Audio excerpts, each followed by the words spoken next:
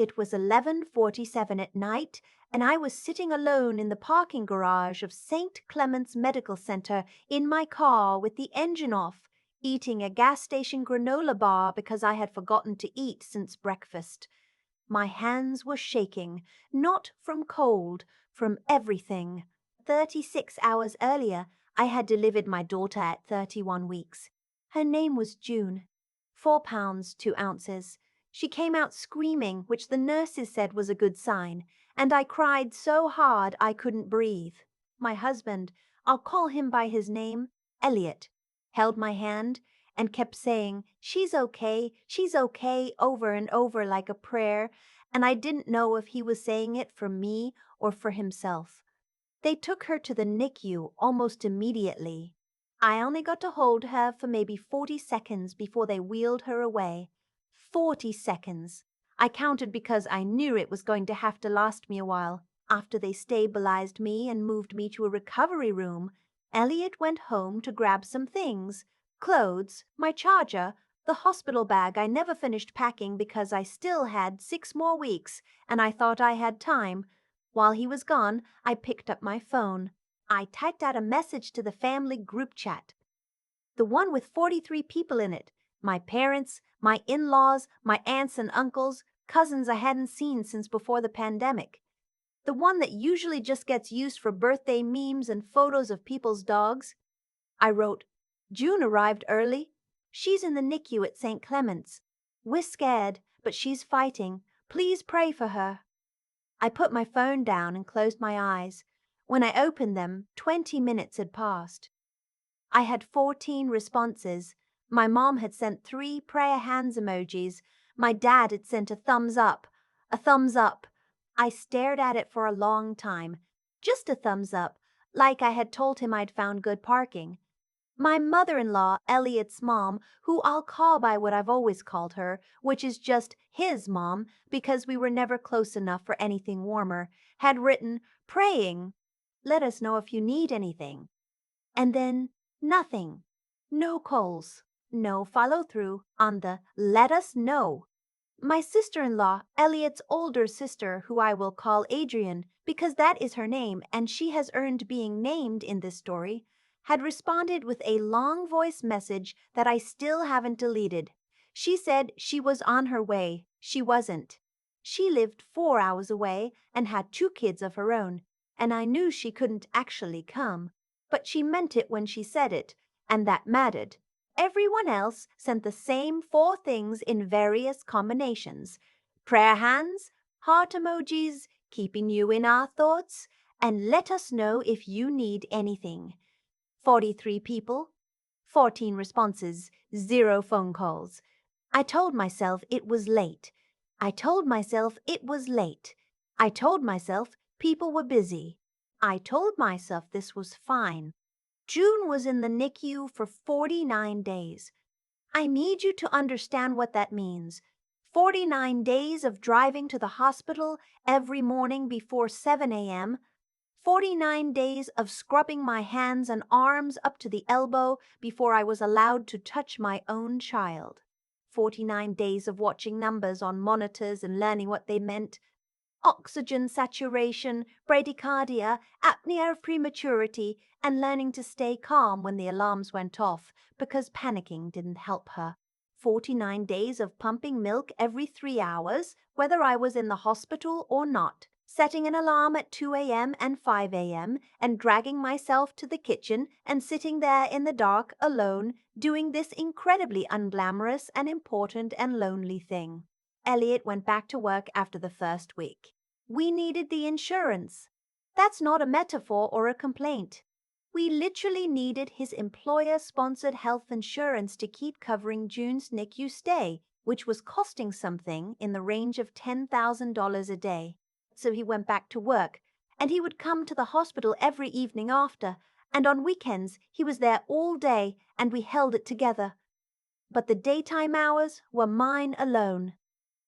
The other NICU parents became my people. There was a woman, I'll call her Margot, who had twin boys, 28 weeks, and she had been there for 6 weeks already when I arrived. She showed me where the good lactation room was, the one with the reclining chair and the little window. She told me which nurses were the ones you wanted and which residents asked too many questions. She brought me coffee from the cot downstairs on days she could tell I hadn't slept. I sent updates to the family group chat every few days. June gained 3 ounces this week. 3 hearts. A prayer hands. My aunt wrote, "Wonderful news." My dad sent another thumbs up. I stopped sending updates after week 3. Nobody asked why. Now I need to tell you about my aunt, my mom's sister. She's been a fixture in our family my entire life in that way that certain relatives are loud, opinionated, always the one who makes the seating chart at holiday dinners and decides who sits where and by extension who talks to whom. She has opinions about everything and delivers them with the confidence of someone who has never once considered that she might be wrong. She means well. I used to say that. I used to add that caveat every single time I talked about her. She has a lot of friends. She's on the board of 2 charitable foundations, one that does scholarship funding for first-generation college students, which I actually think is wonderful, and one that does hospital fundraising events, which is relevant to this story in a way I didn't find out until later. She knows a lot of people. She has a lot of social capital, as my therapist would say, and she has spent 30 years building and protecting it. What she also has is a talent for narrative, for taking a situation and framing it in a way that serves her. Here is what I found out later, much later, from my cousin Felicity, who felt terrible about staying quiet as long as she had. When June was born early, my aunt had apparently told the extended family, in side conversations, in individual texts, in the quiet margins of the group chat, that I was struggling. Not in the way I was actually struggling, which was the normal and appropriate way a person struggles when their premature baby is in the NICU. No, she told people that I was not coping well emotionally, that I had pushed everyone away, that the doctors were concerned about my mental state, that it was better to give me space because I wasn't responding well to visitors. I had no visitors to not respond to. Nobody had tried to come. She had told people not to come, and then told them I was the reason they weren't coming. When Felicity finally told me, sitting in my living room about 8 weeks after June came home, just the 2 of us, Felicity looking at the floor and clearly having rehearsed this conversation, I asked her how many people had believed it. She said, most of them. She said my mom had actually called my aunt to ask if she should come to the hospital, and my aunt had said, "I already checked in with the nurses. They said Lauren's not doing well mentally, and it's better to keep things calm." She used my name. I'm using it here because it's not my name in the story, but she used the real name, the one on my birth certificate, like she had insider information. My mom had believed her and stayed home. My dad had sent a thumbs up. I sat with that information for a long time. A few days, actually. I didn't tell Elliot right away because I needed to figure out what shape the thing was before I could explain it to someone else. The shape of it was this. My aunt had decided that the story of her family having a premature grandniece in the NICU for 7 weeks didn't reflect well on anyone. Maybe it implied dysfunction. Maybe it implied that we weren't the kind of family that rallied. Maybe she was just embarrassed that she hadn't gone herself, she who sits on the board of a hospital foundation, and she needed a reason that wasn't I didn't prioritize it. Whatever the internal logic was, she had chosen to protect herself by making me the reason. She had also, I found out later, mentioned at one of her foundation dinners, not maliciously, she would say, just in conversation, that her niece had experienced a postpartum breakdown and had been asked by staff to limit visitors. She said this to people who knew the hospital, who knew some of the staff. When Elliot found out, I told him on a Sunday evening. We were sitting at the kitchen table, June asleep in the next room. He went very quiet in that way. That means he's furious. He said, "We need to address this." I said I didn't know how. He said, I do. Elliot has a brother. I'll call him by his name, which is Daniel, because Daniel is the other person in this story who handled himself with complete integrity, and he deserves to be acknowledged. Daniel is a journalist. Not the kind who chases ambulances. He covers local government and occasionally pieces for regional outlets, the kind of work that requires actually knowing how to verify something. When Elliot told him what had happened, Daniel didn't say that's terrible and changed the subject. He said, Okay, let me make some calls. He talked to Felicity. He talked to two of my other cousins who had received the she's not coping messages directly. He talked to a NICU nurse, not about my medical care, which would have been private, but about the general policy on visitors, which is publicly available information and which states clearly that NICU parents are encouraged to have support, people present, and that the hospital does not recommend families stay away. He got that in writing. He asked my aunt, directly, in a text, whether she had told family members that medical staff had advised limiting my visitors. She said she was only trying to help.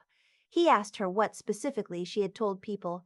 She said she didn't remember exactly. He asked if she would be willing to clarify with the family that what she had said wasn't accurate. She said she didn't think that was necessary and that this was becoming very hurtful and dramatic. Daniel forwarded all of that to Elliot. Then Elliot asked his mom to set up a family video call. Not just the group chat, an actual call with the people who mattered most. His parents, my aunt, Felicity, two other cousins. 8 people total. I want to be honest about what I felt going into that call. I wasn't sure I wanted to do it. I was tired. June was home and she was doing well, but she was still on a feeding schedule and I was still not sleeping more than 3 hours at a stretch. And the idea of sitting in front of a camera and watching my aunt try to spin this while everyone looked uncomfortable felt like a lot. Elliot said I didn't have to say anything if I didn't want to. I could just be there. I decided to be there. My aunt joined the call in what I can only describe as managing the situation mode. She smiled. She asked about June right away. She said she had been meaning to reach out.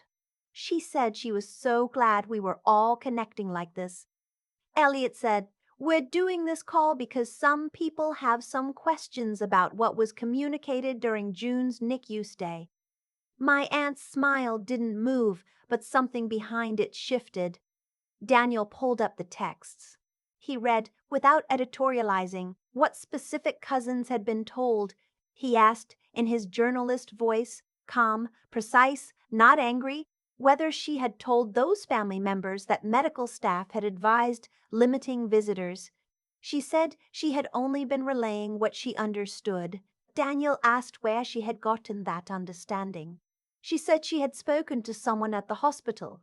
Daniel said the hospital's visitor policy for NICU parents was in writing and said the opposite of what she had told people, and he had that documentation if anyone wanted to see it. The call got very quiet. My mom, who had been sitting in the corner of her little video box, looking progressively more stricken, said, I didn't know. I didn't know that wasn't true. And that's when I held up June. June was asleep in my arms. She had been the whole call because I had timed it during her nap, and I turned her toward the camera. She was almost 3 months old by then, and she had more hair than when she was born, and she was wearing a little yellow onesie, and she was so small, still small in the way that made people's faces change when they saw her. I didn't say anything. I just held her up for maybe 10 seconds. My mother started crying. My father, on the call beside her, put his hand over his mouth. My aunt said, I think we all just want what's best for your family. I said, I know, but what would have been best is if someone had come.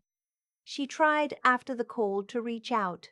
She sent a long message, the kind that begins with, I want to be clear that I always had your best interests at heart, and ends with an invitation to put this behind us. She mentioned that she had spoken to her foundation colleagues about June's story. that she wanted to organize a small fundraiser in June's honor, that she had set aside a donation she'd like to contribute to whatever we needed. I read it twice. I thought about what it would mean to accept, to let the story become one where she had come through in the end, where she got to stand next to June's recovery and call it support, where the fundraiser got announced at one of her dinners and everyone thought what a generous woman she was. I wrote back. I said, I appreciate you reaching out. I'm going to be honest with you. What happened during those 49 days isn't something I can move past with a donation. June doesn't need a fundraiser organized by someone who told our family she was better off without visitors. What she needs is for the people in her life to show up when it's hard, not when it's convenient and photogenic. I wish you well. I think we need some distance for now. She didn't respond. My dad called me that evening. He said he was sorry. Not a thumbs up. An actual phone call, his voice a little rough in the way that meant he'd been thinking about it for a while before he dialed. He said he should have come. He said he had trusted what he was told, and he should have called me directly to ask. He said he was sorry. I told him I was glad he called. We talked for almost an hour. About June mostly. He hadn't met her yet, not in person, and we made plans for him and my mom to drive down the following weekend. He asked about her oxygen levels, which I had apparently mentioned in one of my early group chat updates, and he had clearly been tracking, quietly in his way. He asked if she was gaining weight okay. He asked what color her eyes were. I said they were dark blue, but that might change. He said all the Wilson kids were born with dark eyes, and they mostly stayed dark. I said, then she'll fit right in. He laughed a little, and I cried a little, and we stayed on the phone. My in-laws came the same weekend as my parents. We had a small gathering, 8 people total, just the core family, in our living room with June, passed around from person to person in a very controlled way because she was still immunocompromised and I had a list of rules that everyone followed without complaint. My mother-in-law held June for a long time. She didn't say much, which was unusual for her, and I think she was processing something. Adrian drove up with her kids, which was the gesture that undid me a little. She had driven 4 hours with a 7-year-old and a 4-year-old so she could be in a room with June. That was the thing about the people who actually loved us. They made it make sense, even if it was late. They showed up even after the hardest part was over.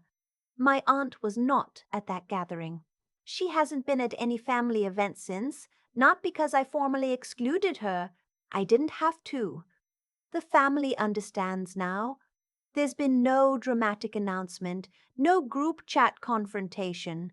Just a quiet realignment, which is how these things usually settle, slowly, like sediment. Felicity texts me pictures of June every time I post one. She was the first person to tell me the truth when it mattered, and that's not a small thing. Daniel and Elliot go to a Nationals game together every summer, which they were already doing, but now feels more meaningful. June is 14 months old. She is walking, not elegantly, but with great enthusiasm, and she has strong opinions about which songs she wants played and which foods are acceptable and which stuffed animals belong in her crib. She is not what you'd call a quiet presence. She fills every room she's in. Her pediatrician says she is doing beautifully. She watches everything, takes everything in, and then does exactly what she intends to do with it on her own timeline. I told Elliot that sounds about right. There are things I know now that I didn't know before. I know that crisis will soar people, quickly and without sentimentality. I know that the people who say, let me know if you need anything, and the people who actually show up are often not the same people, and that gap is information. I know that a thumbs up from your father at 2 a.m. when your daughter is in a hospital and you're alone and scared is a thing you can come back from, slowly, with phone calls and an hour of conversation, and eventually a Sunday afternoon where he holds his granddaughter and she grabs his finger and doesn't let go. I know that forgiveness isn't the same as forgetting and that some doors can stay closed not out of anger, but just out of clarity. I know that Margot, NICU Margot with the twin boys in the reclining chair lactation room, texted me when June hit 12 months because we stayed in touch and she said 12 months. She made it. And I wrote back, both of us. I know that 49 days is a long time to sit with what people do when you need them. I also know that what you do with that information is yours to decide. You can let it make you hard, or you can let it make you clear. I chose clear. June just learned to clap. She does it whenever she's pleased with herself, which is often. She claps and looks around the room to make sure someone saw, and then she does it again. I always make sure she knows I saw. I've thought a lot about what made my aunt do what she did. Not in an obsessive way. I'm past that. But in the way you turn something over when you're trying to actually understand it, not just be angry about it. And what I keep coming back to is this. She didn't act out of cruelty. She acted out of self-protection. She hadn't come to the hospital. She sat on the board of a hospital foundation, and she hadn't come to see her great niece in the NICU. And somewhere in the gap between who she believed herself to be and what she had actually done, she built a story where I was the reason, where I was fragile, unstable, better left alone. It's easier to believe someone doesn't want you than to sit with the fact that you didn't show up. That's not a defense of her. It's just the truth of how these things work. The choices we make when we're scared or embarrassed or unwilling to be accountable. They don't stay contained. They spread. They reach other people. My mom stayed home because she trusted what she was told. My dad sent a thumbs up because he thought distance was what I needed. The harm wasn't just what my aunt did. It was the chain of it. Every person who believed her without checking. Every unanswered silence that I sat inside for 49 days thinking was just how family worked. What Daniel did. Going through the texts, calling the hospital, asking the direct questions, putting the facts in front of people without theatrics. That was integrity in its plainest form. He didn't do it to be the hero of the story. He did it because something untrue had caused real harm and he had the skills to correct it. That's what I mean when I say intelligence in service of something that matters. It's not impressive to be smart. It's meaningful to use what you're capable of when someone actually needs it. Elliot held everything together during those 49 days in the quiet way that doesn't get noticed until later, when you look back and realize you would not have made it through without the steadiness of someone next to you who also didn't sleep. That's its own kind of strength. Not dramatic, not visible, just constant. I don't take that for granted anymore. And June, who came into the world 9 weeks before anyone expected her, who spent her first weeks under warming lights with sensors taped to her chest, who learned to breathe and eat and exist outside of me before I was ready for any of it. June claps now. She claps when she's proud of herself, and she looks around to make sure you saw. I think about that sometimes. She came through the hardest start, and what she wants more than anything is to be witnessed. To have someone see what she did and confirm that yes, it happened, yes, it was real, yes, it was enough. I understand that completely. What I know now is that showing up is a decision you make before it's convenient, before it's comfortable, before you know how it's going to turn out. The people who came late, my parents, my mother-in-law, I don't hold it against them the way I thought I would. They came. They held her. My father asked about her eye color and stayed on the phone for an hour, and that hour rebuilt something I thought was gone. It's not too late to do the right thing, but it is too late to pretend the earlier choice didn't happen. Some doors stay closed now. That's not bitterness. It's just clarity. And June deserves to be surrounded by people who understand the difference between the two.